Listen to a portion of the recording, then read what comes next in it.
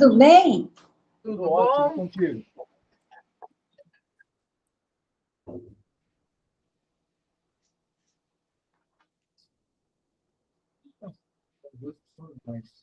Isso. Marcelo, somos nós, né?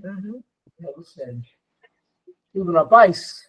Eu tô meio abalada ainda com o que aconteceu.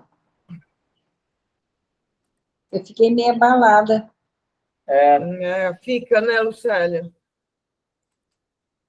Hoje eu saí na rua, assim, nossa, saí assim, meio ressabiada, assim. A gente sai, fica mais ligada, né? Mas aí, eu tive pensando, graças a Deus que foi perto de mim, né?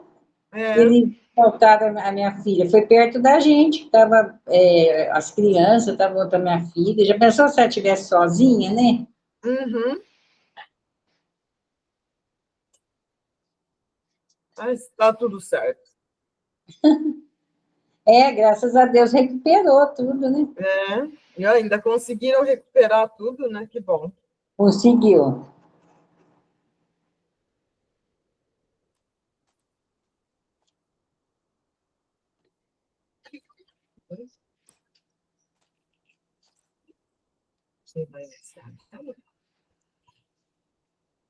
Aí eu penso assim, nossa, eu rezo tanto, eu peço tanta proteção para eles, mas não é. Tem o outro lado também, né? A gente não controla o outro lado, que tem livre-arbítrio. Não.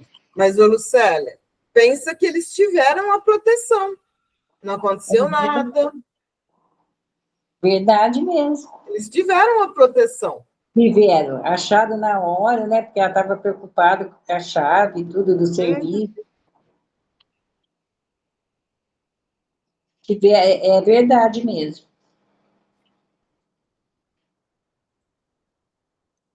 Mas a gente não tem controle sobre a outra pessoa, o que ela vai fazer, né? Não, com certeza não. A gente só tem controle sobre os nossos atos. Dos outros, não. Ô, Lu, acho que só nós três vamos participar hoje. Ah, é? Eu acho que sim. Bom, vamos aguardar. Marcelo. É quase 6 horas? Já é quase 6 horas, falta um minuto. Você está falando que vai fazer a prece inicial, certo? Certo. Você faz a final também? Faço Porque sim. aí a Eliane vai fazer o Evangelho, eu faço as vibrações e já faço também o Livro dos Espíritos. Certo. Tá bom. Então, a gente faz assim. Eu não sei se vai entrar mais alguém. O Marcelo teve um problema, teve que levar a esposa dele para o aeroporto. A Marli parece que não está bem de saúde ainda. Certo. Já é 6 horas, né? Já é praticamente 6 horas, né? Está faltando alguns segundos para 6 horas. Então, vamos fazer assim. Você inicia, a Eliane faz o Evangelho, eu faço o Livro dos Espíritos, depois faço as vibrações, e depois que eu terminar as vibrações, você encerra. Certo.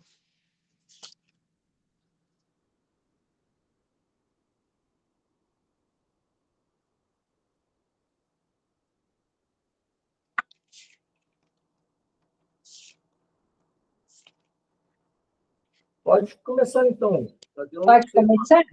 Pode.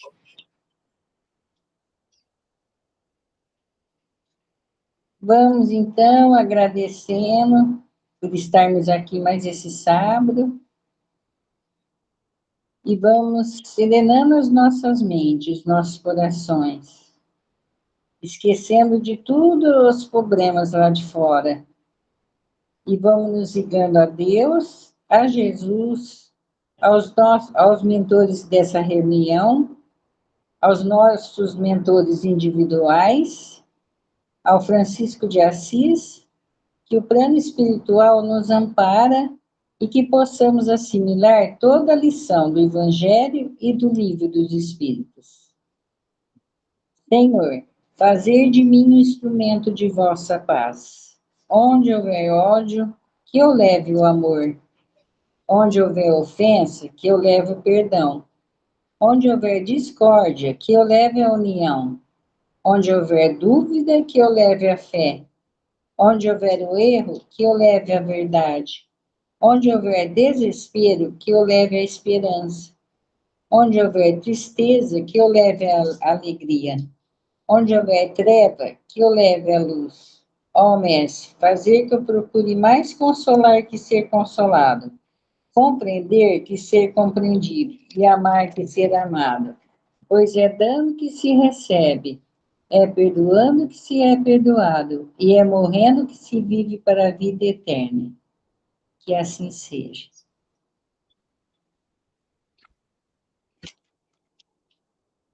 Então, vamos nos concentrar para podermos receber a ajuda da espiritualidade amiga e vamos dar início aos estudos. O Evangelho segundo o Espiritismo, capítulo 17. Nós vamos falar hoje do dever. O dever é a obrigação moral diante de si mesmo, primeiro, e dos outros em seguida. O dever é a lei da vida. Ele se encontra nos mais íntimos detalhes, assim como nos atos elevados. Não quero falar aqui senão do dever. Não quero falar aqui senão do dever moral, e não daquele que as profissões impõem. Então, na parte de hoje, que é o dever, ele vai falar mais do dever moral. O dever que a nossa profissão impõe, o dia a dia nos impõe, mais o dever material, é muito mais fácil de fazer, apesar de ter ainda quem já, né, às vezes gosta de burlar, tal, mas ele é muito mais fácil de fazer do que um dever moral. Então, é dessa parte do dever moral, daquele dever que o Cristo nos deixou como exemplo, que nós vamos falar hoje, né? Na ordem dos sentimentos, o dever é muito difícil de ser cumprido, porque se acha em antagonismo com as seduções do interesse, do coração. Suas vitórias não têm testemunhos e suas derrotas não têm repressão. Dever íntimo do homem está entregue ao seu livre-arbítrio. O aguilhão da consciência nesse guardião da probidade interior o adverte e o sustenta, mas permanece frequentemente impotente diante dos sofismas da paixão. Dever do coração, fielmente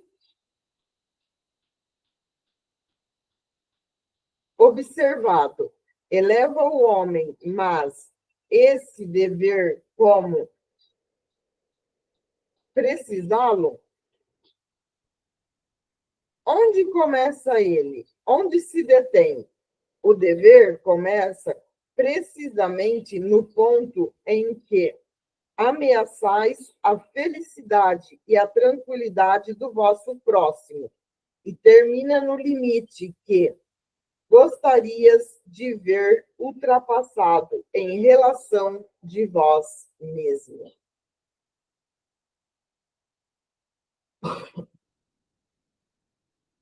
Deus criou todos os homens iguais para a dor, pequenos ou grandes, ignorantes ou esclarecidos, sofrem pelas mesmas causas, a fim de que cada um julgue judiciosamente o mal que pode fazer. O mesmo critério não existe para o bem. Infinitamente mais variado em suas expressões. A igualdade diante da dor é uma sublime previdência de Deus, que quer que seus filhos, instruídos pela experiência comum, não cometam o mal, argumentando com a ignorância de seus efeitos. Eu acho aqui uma coisa que a gente pode estar interpretando o dever moral quer dizer para a gente assim: não faça para o outro o que você não quer para você. E muitas vezes nós vamos estar pensando assim: eu penso em querer para o outro o que eu quero para mim. Mas e ele em relação a mim quer? E aí ele fala que nós não devemos estar julgando. Nós vamos conseguir evolução quando a gente colocar esse dever moral mais em prática. Nós não vamos conseguir colocar da noite para o dia, nós não vamos conseguir colocar de uma vez, mas nós precisamos começar a colocar toda vez. A gente não diz assim, que vier um pensamento ruim, tentar mudar esse pensamento, através de uma vibração positiva, através de orar e vigiar. O dever moral é a mesma coisa. Se eu estou na rua e vejo alguém caído, não é pensando, nossa, está bêbado. Olha lá. Não. Por que eu não posso pensar? Será que ele está doente? Será que ele teve um mal súbito e caiu? Não, é muito mais fácil para a gente julgar, porque a gente conhece mais ou menos quem são os bebum da cidade, né? Então, para nós, tá lá e às vezes não é. Às vezes ele não está bem. Pode até ser um efeito de ter tomado alguma coisa. Mas nós precisamos parar desse julgamento. E isso, parar o mais rápido que a gente puder de todo tipo de julgamento. Porque o próprio Cristo disse para a gente, não julgueis para não serem julgados. Então, o dever moral implica que eu preciso estar pensando, refletindo, buscando não olhar para o outro de forma que eu já estou julgando e condenando. Muitas vezes é nem julgamento, né? A gente já condena o outro. Já dá a pena para ele. E é um erro que a gente comete. Por quê? Quem sabe o que faz é Deus. Nós ainda estamos aprendendo. Como disse José Herculano Pires, nós somos todos aprendizes do Espiritismo, aprendizes do Evangelho. Uns sabem um pouco mais, outros um pouco menos, mas todo mundo é aprendiz. Então, eu preciso lembrar disso, ver o meu irmão como irmão, e não como um inimigo, e não como alguém que não presta, alguém que... colocar um monte de adjetivo ruim. Que aí fica difícil mesmo. Pode continuar. O dever é o resumo prático de todas as especulações morais. É uma bravura da alma que afronta as angústias da luta.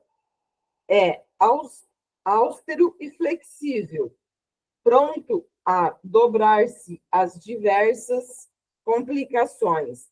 Permanece inflexível diante de suas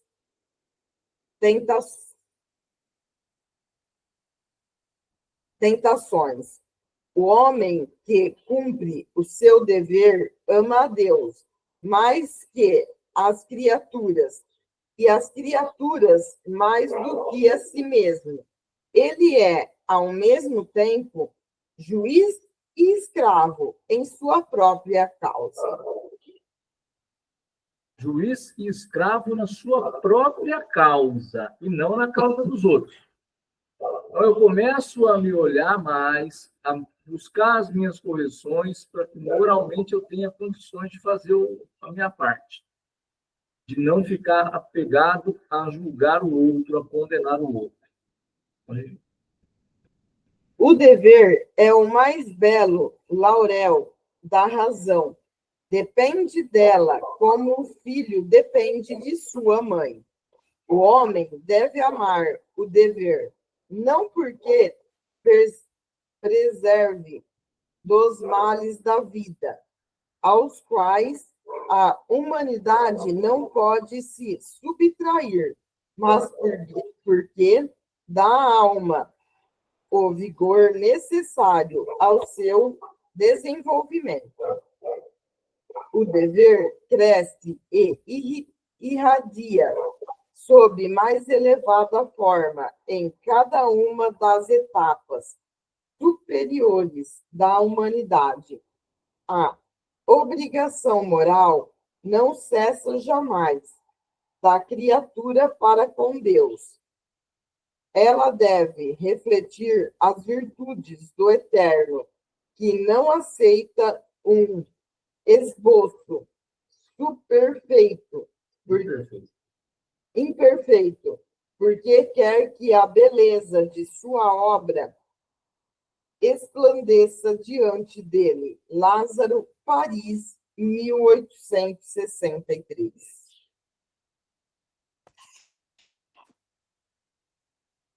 A nossa obrigação moral nunca acaba. Nossas encarnações virão, a gente vai ter outras formas, mas sempre buscando essa evolução moral. Por quê? Jesus disse assim: sejam perfeitos como o vosso Pai Celestial é. Esse é o capítulo 6 de perfeitos que nós estamos estudando. Perfeição absoluta igual a de Deus, nós não vamos ter, mas é relativo. Uma perfeição como a de Jesus, por exemplo. Então, quando a gente olha para isso, nosso dever moral, comparado com esse ser perfeito que é Jesus, está bem longe, né? Moralmente falando, nós estamos longe. Por isso que nós precisamos buscar incessantemente esse aprendizado. Erro faz parte, nós estamos num momento de expiação de provas, nós precisamos aprender com os erros. Erramos, ótimo. Caí, vou me levantar. Eu não posso errar de novo naquele mesmo lugar. Eu não posso me permitir errar mais uma vez ali. Por quê? Porque senão vamos ficar estagnados. Eu não vou conseguir crescer, eu não vou conseguir evoluir. Se eu continuar cometendo os mesmos erros, eu não estou aprendendo. Então, moralmente falando, nós precisamos de evolução. E a evolução só virá com muito esforço de nossa parte. Não vai ser sem nenhum esforço. Pois não. Então, a gente, é isso que aconteceu comigo. Eu estou julgando o moço, né? Por que que ele fez isso? Então, eu não faço isso, mas ele ainda faz. Quer dizer, eu tenho que, de certa forma, tenho que perdoar e compreender que ele ainda não está, ainda não alcançou, né? É o nível dele. É o nível dele. Pensa comigo assim. Há 1000 anos atrás, nós não fazíamos igual? É. Só que nós melhoramos. É. Tem outros lugares para melhorar, mas esse a gente já melhorou. A gente não rouba mais. A gente já não acha mais isso certo. Porque na cabeça de quem faz, isso não é errado. Ele faz ou porque ele precisa do dinheiro para usar droga, ele faz porque às vezes ele precisa comprar comida dentro de casa, ele faz, na cabeça dele aquilo está certo. Eu estou tirando de algo de quem tem e eu não tenho. Então, os pais dele não conformou, falou, nossa, mas ele tem de tudo, por que que ele fez isso? Não conformaram os pais dele. Porque, ó, não é o fato de ter de tudo materialmente que a pessoa não vai fazer. Porque isso está na questão, não é física, é na questão moral que esse espírito está atrasado. Certo. E não é, eu digo assim, eu entrei nessa pergunta assim, porque assim, eu digo assim, eu estou julgando, quer dizer, eu não devo ficar julgando ele, porque eu já não faço mais isso, por exemplo, eu não roubo, né? Então eu não devo ficar julgando ele que ele faz isso. É isso que eu quis entrar, né, nesse ponto. Concordo com você. Concordo, você está certo. E eu ainda fico julgando, por quê? Por quê? Porque ainda você também não está preparada para não fazer o julgamento. como eu não roubo, eu acho que eu estou melhor do que ele. Não é, não, né? Não, e a gente tem esse hábito, ninguém deve Como a fazer. gente não faz Se eu mais não igual faço, a pessoa, a gente acha que ninguém deve fazer. Só que cada um tem o seu tamanho. E aí é que está. É o livre-arbítrio de cada um. E nós devemos respeitar. Essa é a dificuldade que a gente tem. Nas pequenas coisas que a gente está vendo isso. é isso que eu ia falar, a dificuldade de perdoar, de não julgar. Por quê? Quando está no livro, nós estamos estudando. Nesse ponto. Quando está no livro, nós estamos estudando, tranquilo. A gente estuda aqui, a gente fala, tal.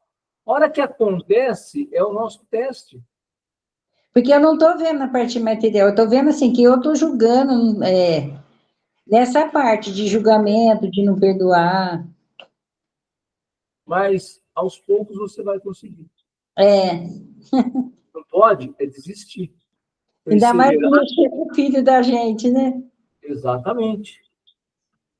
Você vê como é difícil quando a gente ouve falar assim, houve um assassinato e foi filho de fulano, Beltrano, assim, pode ser longe. Não é fácil não, gente. A gente não está lá no meio, a gente imagina a dor, Nossa, não é mas a gente fácil. não sabe qual é. É, Porque só sabe quem passa. quem Quem não passa. passa tem noção, imagina o que é.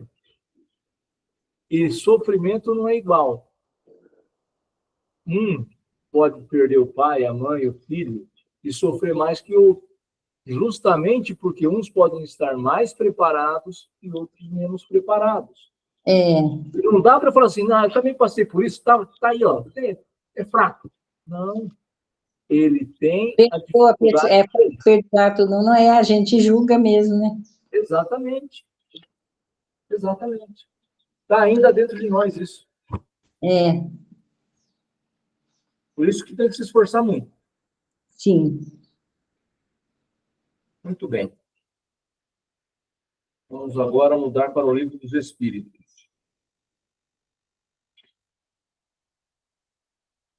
A semana que vem vai ser a virtude que nós vamos falar no Evangelho. Então, hoje, questão número 585. Os três reinos. 585. Nós vamos falar dos minerais e plantas. Que pensais da divisão da natureza em três reinos? Ou ainda em duas classes, os seres orgânicos e os seres inorgânicos. Alguns fazem da espécie humana um quarto reino. Qual dessas divisões é a preferível? Todas são boas. Isso depende do ponto de vista. Encarado sob o aspecto material, não há senão seres orgânicos e inorgânicos. Do ponto de vista moral, há evidente 4 graus. Ou seja, o mineral, vegetal, animal e hominal. São os reinos que a gente tem. E isso do ponto de vista moral que ele está falando. Quando você fala do material, ou é orgânico ou é inorgânico. Não tem meio termo. Aí Kardec faz um comentário. Esses 4 graus têm como efeito caracteres bem definidos, embora pareçam confundir-se os seus limites. A matéria inerte, que constitui o reino mineral, não possui mais do que uma força mecânica. As plantas, compostas de matéria inerte, são dotadas de vitalidade. Os animais, compostos de matéria inerte e dotados de vitalidade, têm também uma espécie de inteligência instintiva, limitada, com a consciência de sua existência e de sua individualidade. O homem tem tudo o que existe nas plantas e nos animais. Domina as outras classes por uma inteligência especial e limitada, que lhe dá a consciência do seu futuro, a percepção das coisas extramateriais e o conhecimento de Deus. Aí tem um númerozinho 1 aí. E esse númerozinho 1 quer dizer: a inteligência do homem é ilimitada em face da inteligência limitada do animal. O texto francês diz indefini.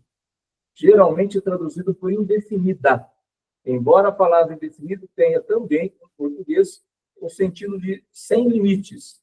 Parece-nos que a tradução mais clara é a que fizemos, é a nota do tradutor. Então, ele fala que a nossa inteligência é ilimitada. Por isso que nós temos, então, a definição dos quatro reinos. As plantas, o reino mineral, a água, é uma força mecânica só que acaba com uma força mecânica. Quando vem a chuva, quem segura a chuva? Ninguém segura, ela leva embora. Se vem enxurrada, vai carro, vai moto, vai gente, vai árvore, porque essa força ela é mecânica. Além dessa força, os animais têm... Os animais não, perdão, as plantas têm já uma vitalidade, tem vida. A planta tem vida. Então, a planta tem, além da força mecânica, a vida. E os animais também têm. A planta não tem força vital, força mecânica. Tem fluido vital. Tem vida. Tem a parte de vitalidade. Quem tem os dois são os animais. Os animais têm a força, o instinto que ele vai agir quando vai defender a sua cria. Ele tem a força mecânica. Quando você coloca um animal, e ele tem também essa questão da vida, né? E o homem tem tudo o que precisa para ser... Ele tem inteligência acima. O animal tem inteligência limitada. Por mais que a gente diga, nossa, o cachorro é inteligente, o gato é inteligente, é como diz a espiritualidade para Kardec, nosso vocabulário é muito pequeno. Então a gente vai usar a inteligência, mas o que ele tem é que ele, por você repetir muitas vezes com ele, ele aprende pela repetitividade. Então, ele vai saber onde está a comida dele, onde está a água dele. Não é porque ele é inteligente, porque ele aprendeu por repetição. Ele sabe que vai estar sempre no mesmo lugar. Tanto que se você mudar um dia, ou por qualquer motivo, ele fica perdido. Você tem que chamar para mostrar onde está, porque não está acostumado. Então, e o homem já não. A inteligência do homem ela é acima de tudo isso. 586. As plantas têm consciência de sua existência? Não. Elas não pensam. Não têm mais do que vida orgânica.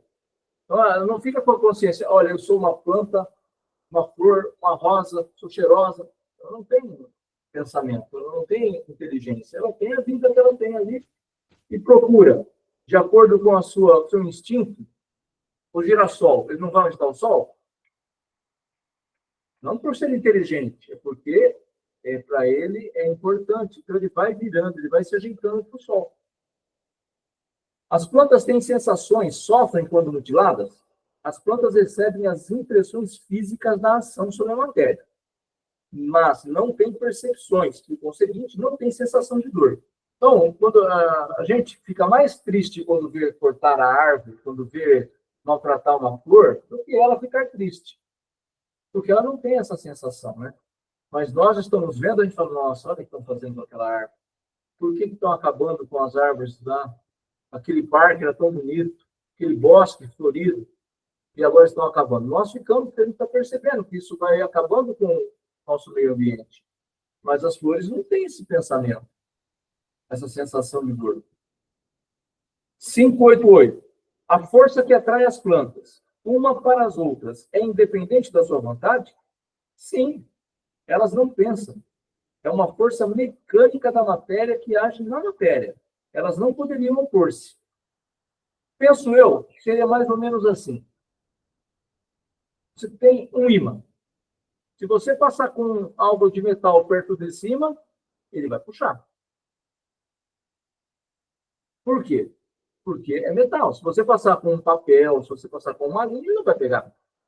Aquilo que atrai, a flor, que atrai a planta, que atrai planta, elas vão estar em sintonia, como a gente costuma dizer com a gente mesmo, né? Nós temos uma sintonia. Elas vão estar da mesma frequência. E aí uma vai estar com a outra. Mas não por inteligência. Aí eu vou procurar porque ela está lá. Não.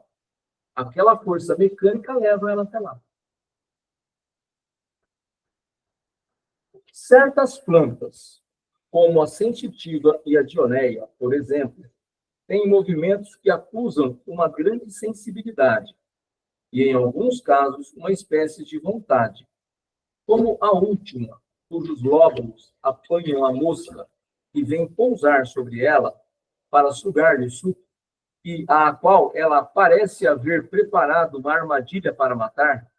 Essas plantas são dotadas da faculdade de pensar? Têm alguma vontade? Têm uma vontade e formam uma classe intermediária entre a natureza vegetal e a animal? Constituem uma transição de uma para outra?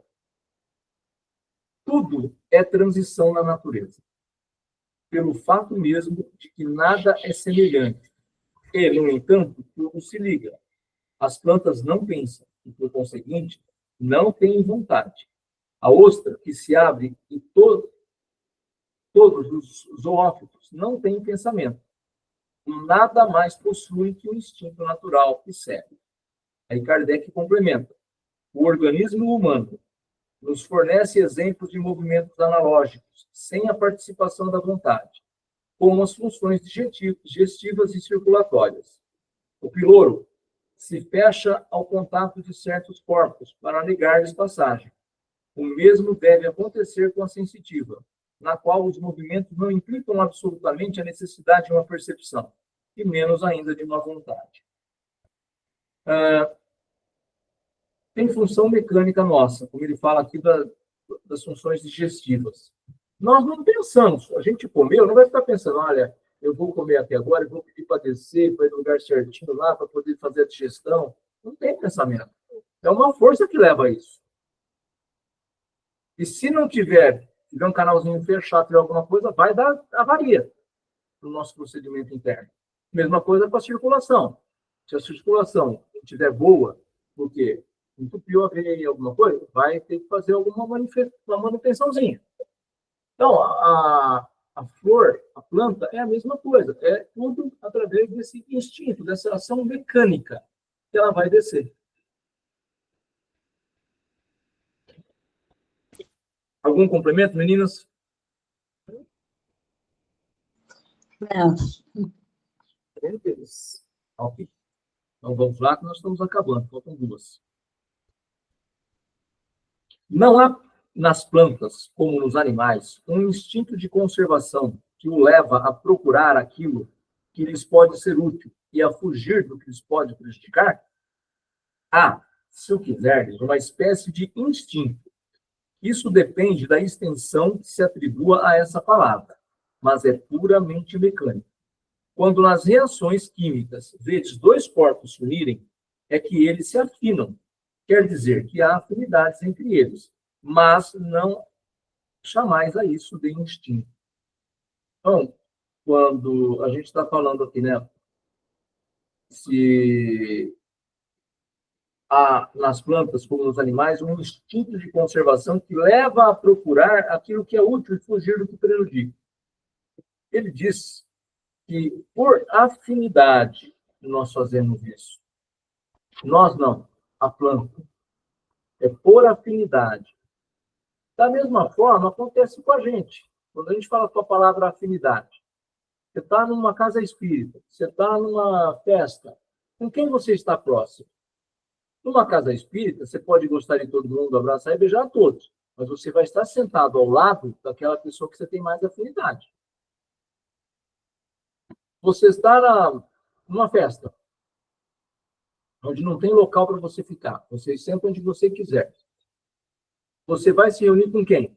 Com as pessoas que você conhece e tem afinidade. Então, isso acontece também com as plantas. Mas ela não vai pensar. A afinidade dela é instintiva, é mecânica. Como eu gostei de usar o exemplo do ímã, por isso.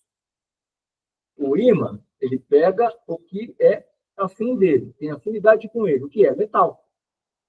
Papel não é afim, borracha não é afim, linha não é afim, então não vai pegar. Então, é aquilo que for afim teu. No caso das plantas, não é que ele pensa, aquilo é meu afim, vou lá atrás dele. Não. Ele vai ser levado por esse instinto até onde ele precisa estar. Ou fugir de onde ele não quer estar. Nos mundos superiores, as plantas são, com outros seres da natureza, mais perfeita.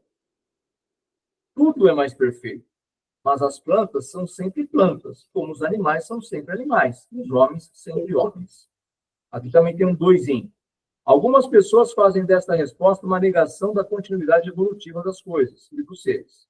O leitor deve considerar que a resposta se refere à condição dos mundos superiores, onde há plantas, animais e homens, como nos inferiores, mas em escala avançada. A palavra sempre não é empregada aí no sentido de eternidade, o que seria contrariar os princípios espíritas. Quer dizer apenas que os 3 reinos existem em todos os mundos aqui referidos. Ou seja, pode ser um mundo superior, mas alguns mundos ainda vão ter esses 3 reinos. Então, nós vamos ter, só que numa escala mais evoluída. Será que as flores vão ter mais pensamento? Não vão ter pensamento? Não sei, talvez não vão pensar, mas já vão ser, as plantas serão mais desenvolvidas, mais bonitas, mais aconchegantes. Os animais podem não ser esses que a gente tem. Se a gente for olhar para o início da Terra, como eram os animais? Aqueles dinossauros. Se eles vivessem hoje, a gente não era vivo.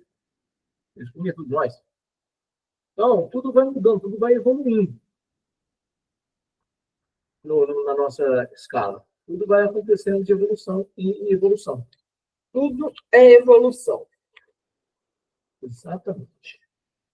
Algo para acrescentar, meninas? Não, para mim está tudo bem. Então, vou fazer as vibrações, depois a lua encerra, tá bom? Certo.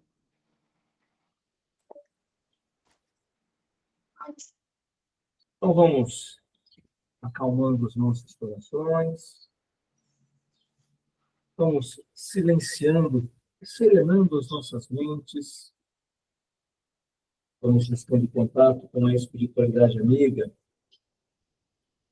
Esses irmãos benevolentes que estiveram conosco, participando do nosso estudo, nos incluindo, nos instruindo. Esse nosso guia, mentor, anjo de guarda, enfim, esse irmão que está ao nosso lado, que nos ampara, nos abrindo o nosso coração e mente para que ele possa nos ajudar, nos amparar, a sua intuição, instrução, orientação. Assim, fortalecidos e harmonizados com Deus nosso Pai, nós vamos vibrar os nossos melhores pensamentos, os nossos melhores sentimentos, pelo bem universal, pelo nosso planeta, pela paz entre todos os homens, por todos os países, Brasil, Portugal, e em especial, aqueles que se encontram no guerra. Por todas as religiões que pregam o amor a Deus e sobre todas as coisas, e ao próximo, como a si mesmo, que divulgam o Evangelho de Jesus. Pelo nosso país, pelo nosso presidente e seus assessores, pelo nosso governador, pelo nosso prefeito, pela Santa Casa de Misericórdia, PPA, AME, postos de saúde, CAPES, saúde da mulher e geriatria. Por todos os pacientes que por lá passam, por todos os seus entes e seres queridos. Por todos aqueles que sofrem, seja por uma doença ou mesmo por estarem nos presídios e cadeias públicas. Pelos trabalhadores que zelam por esses lugares. Pelos nossos irmãos que estão em situação de rua. Pelos orfanatos, creches e abrigo das crianças. Pelo abrigo dos idosos. Brasil São Vicente.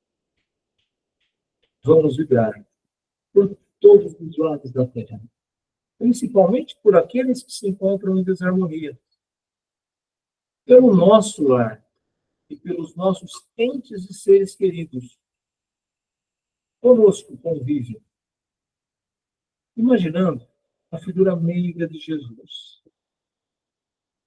entrando pela porta principal, deixando em todos os aposentos um rastro de luz, que ilumina todos os ambientes.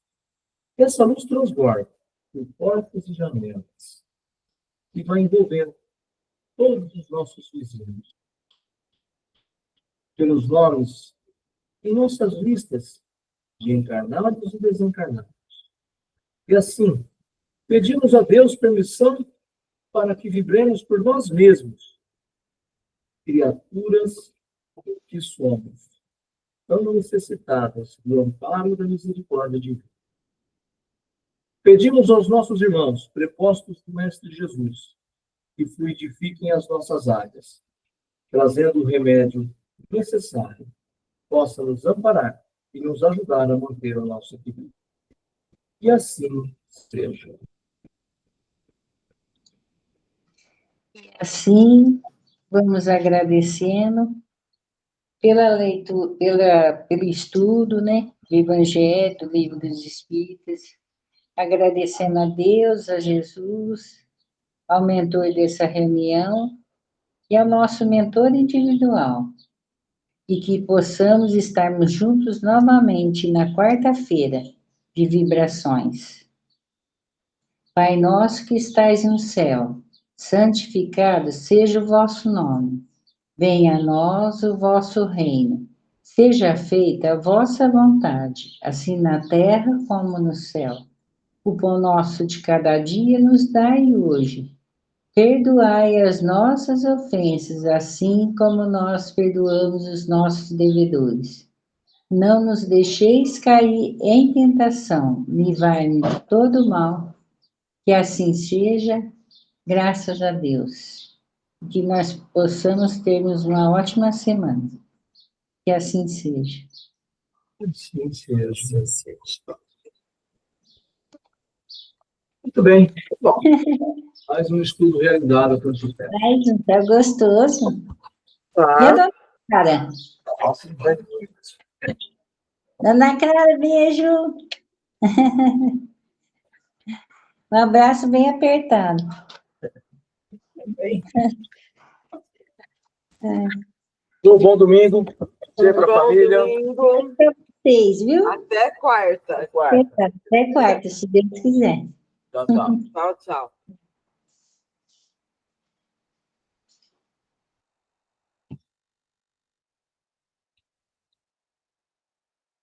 Vamos pro quarto.